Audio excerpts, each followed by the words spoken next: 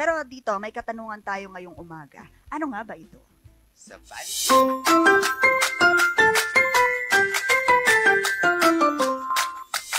The views and opinions expressed by the host do not state or reflect those of the company and its management. Furthermore, the views and opinions and insinuations made by the host or guest do not reflect those of the show, the management, and the network. Kung layunin ay hikayatin ang kabataan sa serbisyo publiko, sapat bang dahilan ito para bigyan sila ng civil service eligibility? So, sa inyo, ano sa tingin nyo? Siguro tanungin muna natin tong mga kasama natin. Nakapag-exam na ba kayo ng CSE?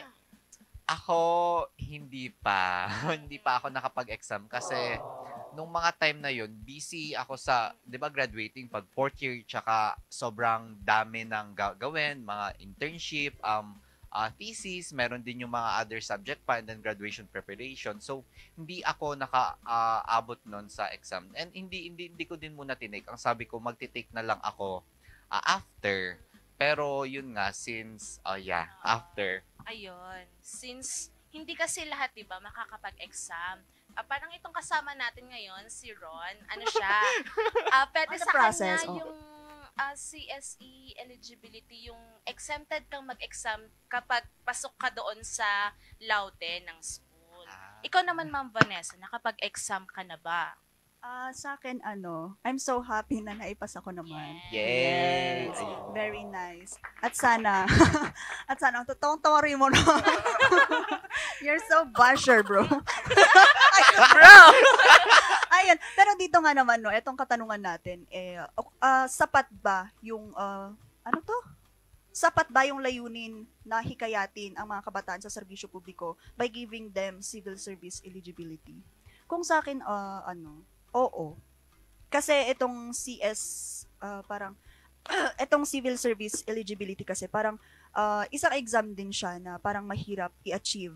Most especially, although siguro ikaw yung youth or kabataan na gusto mong mag-serve, gusto mong pumasok sa public service, pero hindi mo talaga ito makuha-kuha, parang it's something na it will affect yung view mo or yung goal mo to enter public service. Am I making sense? Pero yun nga, kapag binigyan mo sila, pero it's something naman na they must earn. Pagka nabigyan na sila ng ganito, ng civil service eligibility, parang step 1 na nila to. And then yun, sunod-sunod na siguro, parang it's something na kailangan nilang i-grow, i-earn, and then magagamit din nila in the future ng public service. That's for me. Tama naman, no? Pero para sa akin, no, bilang nakapag-exam na din ng CSE, sasabihin ko talaga na mahirap siya. So, kung kagaya nga ng sinasabi nila na isa itong requirement, no, para makapasok tayo sa trabaho ng gobyerno, why not? Kung sila bilang public servants, di ba dapat sila muna ang unang magkaroon ng eligibility na to? Sila muna ang makapag-exam at maipasa nila bago sila maglingkod sa publiko. Kasi 'di ba, ang mga SK natin, mga kabataan yan, binubuo ng kabataan. So, sila dapat ang maging role model, no? At hikayatin nila yung mga kabataan na mag-exam din. Ako naman, since yun nga, exempted ako, 'di ba? Pero hindi ko pa kinukuha. Pero hindi ako nakapag-exam. Pero agree ako kay Ma'am Val na lahat ng exam, especially itong CSE, is mahirap. And then bilang public servant sila, or nagsiservisyo sila sa bayan or sa kanilang barangay, for me dapat isang requirement itong CSE kasi nga pag pumasok ka ng gobyerno, parang plus points ito sa mga mag-a-apply para makapasok sa pinapasukan nilang posisyon doon sa gobyerno. So why not i-require din natin itong mga public servant natin ng CSC eligibility para makita kung talagang gusto nila yung ginagawa nila, para mas makita natin kung gaano sila ka-dedicated sa pamumuno. Kasi nga itong CSE, makakatulong ito para malaman natin kung kaya ba nila yung posisyon na pinapasukan nila. So, yun naman ang sa akin. Ayun, very nice. So, maganda talaga na gawin siyang qualification at is set na standard.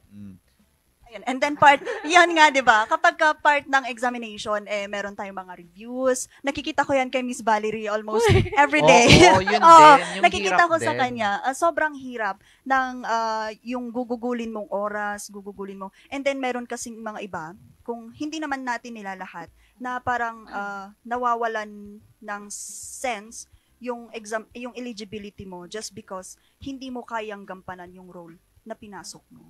Yung Parang sa yung sinabi nga ni Vanessa na parang nasusobrahan na siya na tinitake as advantage na ay hindi ko na kailangan hindi ko na kailangan mag-exam kasi pasok naman na ako doon eh. So experience oo, ako. may experience na ako. Yun din siguro yung magiging downside nito kung kung saan yung mga iba kasi yung meron nga silang posisyon doon pero hindi naman talaga nila ginagampanan yung role nila. So parang easy access na to para magkaroon sila ng CSC eligibility. So parang mas magandang i-require na lang siguro sila na magkaroon nito kaysa sa bigyan. Yun naman yung opinion ko.